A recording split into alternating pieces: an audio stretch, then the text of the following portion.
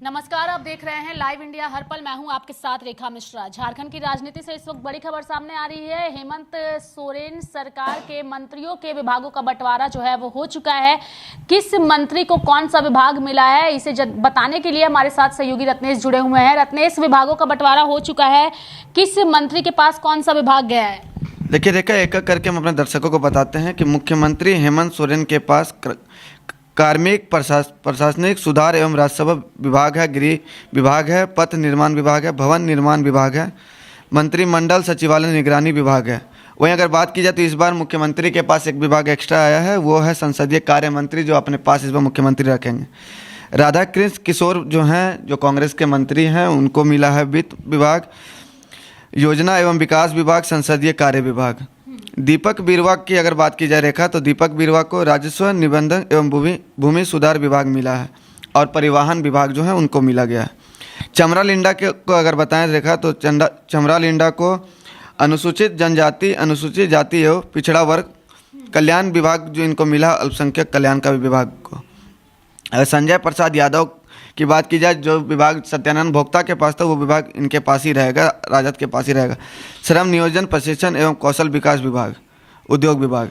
रामदास सोरेन की अगर बात की जाए तो रामदास सोरेन को इस बार राज्य में शिक्षा का विभाग मिला है, शिक्षा मंत्रालय बड़ा विभाग है रेखा। शिक्षा एवं स्कूली विभाग जो है उनके पास रहेगा, निबंधक विभाग भी रामदास सोरेन के पास रहेगा। इरफान अंसारी का अगर विभाग की बात की जाए तो इरफान अंसारी जिस तरह से बन्ना गुप्ता के खिलाफ पूरे 5 सालों तक वो आंदोलन किए हैं, हर उनकी नाकामियाँ जो हैं वो बताए हैं कि कहाँ पर बन्ना गुप्ता जो है वो नाकाम साबित हो रहे हैं, स्वास्थ्य को ठीक नहीं कर। इस बार इरफान अंसारी को राज्य में स्वास्थ्य का मंत्रालय मिला। हेमंत सोरेन उनको बड़ी जिम्मेवारी जो है वो राज्य में दी, लेकिन लगातार ये कयास डॉक्टर कहते भी थे, डॉक्टर इरफान अंसारी, चूंकि पीएचडी उन्होंने किया था और ये जिम्मेदारी उन्हें मिल भी, लगातार ये भी कयास लगाए जाते हैं। लेकिन कल जिस तरह से कांग्रेस भी देर रात एक सूचना जारी की, अधिसूचना दिल्ली से जारी हुआ कि स्वास्थ्य विभाग जो है वो दीपिका पांडे सिंह को मिला, लेकिन अब मुख्यमंत्री की तरफ से विभागों का बंटवारा हुआ है। इसमें इरफान अंसारी को स्वास्थ्य एवं शिक्षा विभाग जो है वो मिला है। खाद्य एवं सार्वजनिक वितरण, जो राशन डीलर हैं, वो विभाग जो है इस बार इरफान अंसारी के पास ही रहेगा, जो विभाग रामेश्वर उरांव के पास था। अगर बात की जाए हफीजुल हसन अंसारी, तो उनको बनाया गया जल एवं संसाधन विभाग का, उनको मंत्री बनाया गया। अल्पसंख्यक और कल्याण विभाग का उनको मंत्री बनाया गया, जो मिथिलेश ठाकुर थे। दीपिका पांडे सिंह को, इरफान अंसारी का जो मंत्रालय था वो दीपिका पांडे सिंह को बनाया गया ग्रामीण विकास विभाग, ग्रामीण कार्य विभाग और पंचायती राज विभाग का। अगर सुदीप कुमार सोनू की बात की जाए तो सुदीप कुमार सोनू को इस बार बड़ी जिम्मेवारी हेमंत सोरेन सरकार में इस बार मिली है और बड़ा विभाग जो है उनको दिया गया, नगर विकास एवं आवास विभाग उनको दिया गया है। पर्यटक एवं कला संस्कृति खेलकूद का जो विभाग है वो भी सुदीप कुमार सोनू के पास रहेगा रेखा। शिल्पी नेहा तिर्की की अगर बात की जाए तो शिल्पी नेहा तिर्की को कृषि एवं पशुपालन सहकारिता विभाग जो है मिला गया। लेकिन जिस तरह से कांग्रेस, अगर कल आप देखे होंगे रेखा, तो कांग्रेस जिस तरह से कल अधिसूचना जारी की, उसमें जो मंत्रियों का लिस्ट है जो मुख्यमंत्री तरफ से दिया है, उसमें बस थोड़ा सा 19-20 जो है वो फेरबदल हुआ है, सिर्फ दीपिका और इरफान अंसारी को लेके। इरफान अंसारी का जो मंत्रालय चर्चा में चल रहा था, कांग्रेस जो अधिसूचना भी जारी की कि ग्रामीण विकास विभाग जो रहेगा वो इरफान अंसारी के पास रहेगा और स्वास्थ्य मंत्रालय जो रहेगा वो दीपिका पास रहेगा। बस इसी में चेंज हुआ और कोई चेंजिंग नहीं हुआ है। रत्नेश, चूंकि इरफान अंसारी को भी बड़ी जिम्मेदारी मिल गई है, स्वास्थ्य विभाग को लेकर के लगातार वो आवाज़ भी उठाते आ रहे थे और अब उन्हें वो जिम्मेदारी मिल गई है। क्या लगता है इरफान अंसारी अपनी जिम्मेदारी को कैसे निभाएंगे? और इतना बड़ा मंत्रालय मिला है तो एक जिम्मेदारी भी बढ़ गई है और खुद को कहते भी आए हैं कि मैं डॉक्टर हूँ, मैंने पढ़ाई भी की है, मुझे जानकारी भी है, तो उसको लेकर कई बार उन पर आरोप प्रत्यारोप भी होते रहे हैं, चाहे वो बीजेपी किसी भी मौके पर उन्हें घेरना क्यों ना हो। देखिए, लगातार आपको याद होगा तो जब पिछले बार विधानसभा में सत्र चल रहा था, एक दिन का विशेष सत्र बुलाया गया, तो उस समय इरफान अंसारी ने भानु प्रताप पर टिप्पणी किया था कि मैं डॉक्टर हूं, मैं भानु प्रताप शाही का इलाज करूंगा, मैं MBBS किया हूं। तो भानु प्रताप भी उसमें चुटकी लेते हुए वो कहे थे कि कहाँ से ये डिग्री लेकर आ जाते हैं, फर्जी डिग्री। हालांकि आपको कोरोना काल के समय याद होगा रेखा कि जिस तरह से कोविड काल में तमाम मंत्री, तमाम विधायक जो थे वो अपने अपने घरों में कहते हैं, लेकिन इरफान अंसारी अपने क्षेत्रों के जनता के लिए डॉक्टर का जो आला होता है उसको लेकर वो जांच करते हुए भी नजर आए थे। और बन्ना गुप्ता के खिलाफ जिस तरह से रिम्स में लगातार फर्श पे मरीजों को सुला दिया जाता है, वहाँ पर न्यूरो विभाग में अभी भी आप चले जाइएगा तो वहाँ पर न्यूरो विभाग में जो है वो बेड की कमी है।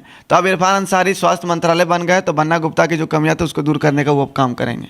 दीपिका पांडे सिंह की बात करें तो दीपिका पांडे सिंह को जो है वो इरफान अंसारी जो अभी इससे पहले जब वो मंत्री थे ये विभाग उनके पास था, अब ये विभाग उनको मिला और आलमगीर आलम के पास भी ये विभाग था। तो दीपिका पांडे को भी एक तरीके से महत्वपूर्ण जिम्मेदारी ही मिली है। जी, बहुत बड़ी जिम्मेवारी मिली है ग्रामीण विकास विभाग, क्योंकि देखिए शहर से ज़्यादा सबसे मायने अगर किसी का विकास रहता है तो वो ग्रामीण का रहता है। और ग्रामीण का इस बार अगर मंत्री दीपिका पांडे सिंह को हेमंत सोरेन बनाया है तो आप समझ सकते हैं कि दीपिका पांडे के लिए कितनी बड़ी जिम्मेवारी होगी। जिस तरह से इरफान अंसारी का छोटे से 5 महीना कार्यकाल रहा था, उन्होंने ग्रामीण के लिए बहुत कुछ किया है। अगर बात की जाए पंचायत सेवकों के लिए, उन्होंने वहाँ से कैबिनेट से मंजूरी दिलवाई, तब दीपिका पांडे को वो मंत्रालय दिया गया, तो दीपिका पांडे के लिए भी बड़ी जिम्मेवारी है। शिल्पी नेहा तिर्की बंधु तिर्की की बेटी हैं और बंधु तिर्की की पहुंच सीधे दिल्ली तक है।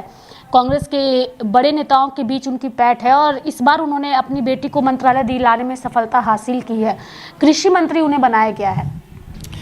देखिए, कृषि मंत्रालय को लेकर अगर दीपिका पांडे की बात की जाए रेखा, तो रांची में ही चुनाव जब घोषणा नहीं हुआ तो उससे पहले पशुपालन के अधिकारी जो थे कृषि विभाग के, कृषि लोन सरकार जो है वो माफ़ की, लेकिन पशुपालन के जो अधिकारी थे उनका ये मानना था कि 15 महीना से हम लोग का वेतन नहीं मिला है, वेतन में बढ़ोतरी नहीं हुआ है। लेकिन इस बार देखिए, युवा है शिल्पी नेहा तिर्की, राज्य में पहली बार मंत्री बनाई गई है। उनके पिता बंधु तिर्की राज्य में शिक्षा मंत्री का कमान जो है वो संभाल चुके हैं। लेकिन इस बार शिल्पी नेहा तिर्की से काफ़ी लोगों को उम्मीद है और महत्वपूर्ण विभाग भी जो है उनको इस बार मिली है।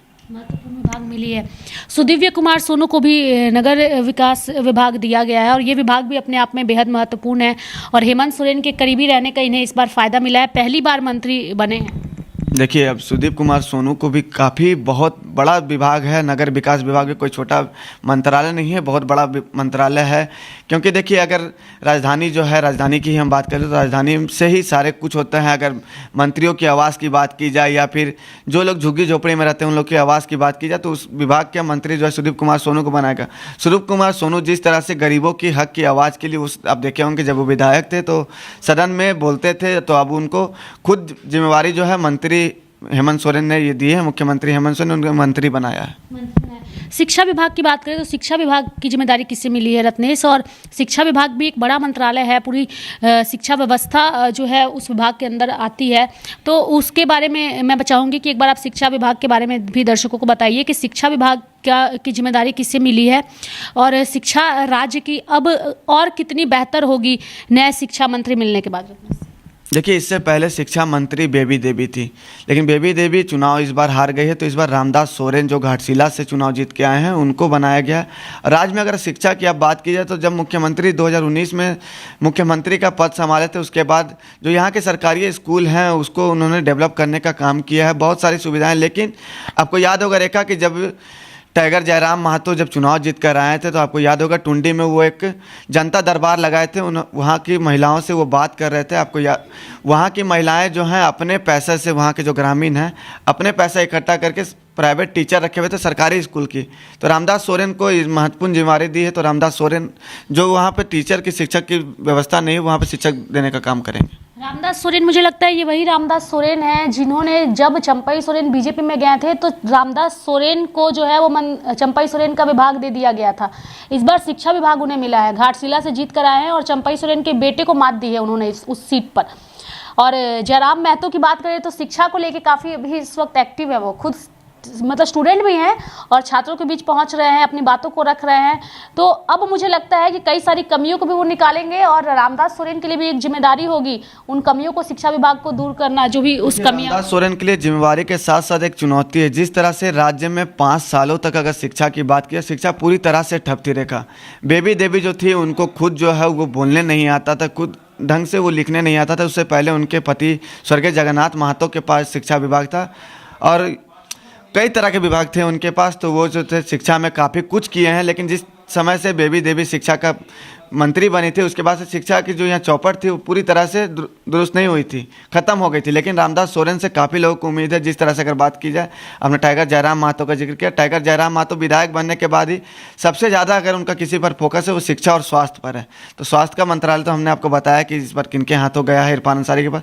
लेकिन शिक्षा की अगर बात की तो लगातार वो स्कूलों में जा रहे हैं, स्कूलों में भ्रमण कर रहे हैं और लगातार वहाँ के छोटी बच्चियों से बात कर रहे हैं, वहाँ के शिक्षक से बात नहीं कर रहे। माने रत्नेश की विपक्ष की भूमिका में बड़े भले बीजेपी राज्य में है, लेकिन इकलौते जेएलकेएम के नेता जयराम सत्ता पक्ष के नेता को ये बताने के लिए काफ़ी है कि अगर आपके मंत्रालय में जो गड़बड़ियाँ होती है या शिक्षा में या स्वास्थ्य में सुधार नहीं होता है तो मैं अकेला काफ़ी हूँ आवाज़ बुलंद करने के लिए। देखिए, बीजेपी के 21 विधायक हैं और पूरे एनडीए की बात की जाए तो 24 विधायक हैं। अगर 24 विधायक की अगर आप बात कर ले और जयराम महतो की बात कर ले तो विपक्ष का जो भूमिका होता है वो एनडीए नहीं इस बार निभाएगा। जो भूमिका जो है वो जयराम महतो निभाएगा। हालांकि वो निभाना शुरू भी कर दिए, सरकार को आईना भी दिखाना शुरू कर दिए। सरकार को वो मिलजुल के भी चले, सरकार के शपथ ग्रहण समारोह में भी वो शामिल हुए, लेकिन सरकार को जहाँ पर आईना दिखाने का काम है जयराम महतो वो भी कर भी रहे हैं। लेकिन जयराम महतो जिस तरह से शिक्षा को लेकर मुखर होकर सामने हैं, स्वास्थ्य को लेकर, तो इस बार जयराम महतो जिस तरह से विपक्ष की भूमिका निभा रहे, तो निश्चित तौर पर इस बार सरकार जो है गंभीर होगी और जयराम महतो की बातों को भी अमल करेगी। बिल्कुल गंभीर होगी और मुझे लगता है सत्ता पक्ष के नेताओं को भी इस बार बीजेपी से ज़्यादा जयराम महतो से डर है, चूंकि सोशल मीडिया पर काफ़ी ज़्यादा ट्रेंड कर रहा है। डुमरी के विधायक बनने के बाद डुमरी के लगातार स्कूलों का दौरा कर रहे हैं, शिक्षा को लेकर के छात्रों से बात कर रहे हैं, शिक्षकों को बात कर रहे हैं, कमियों को उजागर कर रहे हैं और इन कमियों पर ध्यान आकृष्ट करा रहे हैं और बता रहे हैं कि मैं आया इसीलिए हूँ ताकि मैं इन सारी कमियों पर ध्यान आकृष्ट करा सकूं। मैं सिर्फ और सिर्फ विधायक बनने के लिए नहीं आया हूं, कई बार कह चुके हैं। लेकिन फिलहाल की बड़ी खबर यही है कि हेमंत सोरेन के मंत्रियों के विभागों का बंटवारा हो चुका है और हमने विस्तार पूर्वक भी आपको बता दिया कि किस मंत्री के खाते में कौन सा विभाग गया है। और आज कैबिनेट की बैठक भी होनी है और बैठक में किन एजेंडों पर मुहर लगती है, बैठक में क्या कुछ होता है, इसको भी लेकर भी तमाम जानकारियां हम दर्शकों तक पहुंचाते रहेंगे। मेरे साथ फिलहाल अभी के लिए इस खबर में इतना ही। आप देखते रहिए लाइव इंडिया हर पल। नमस्कार।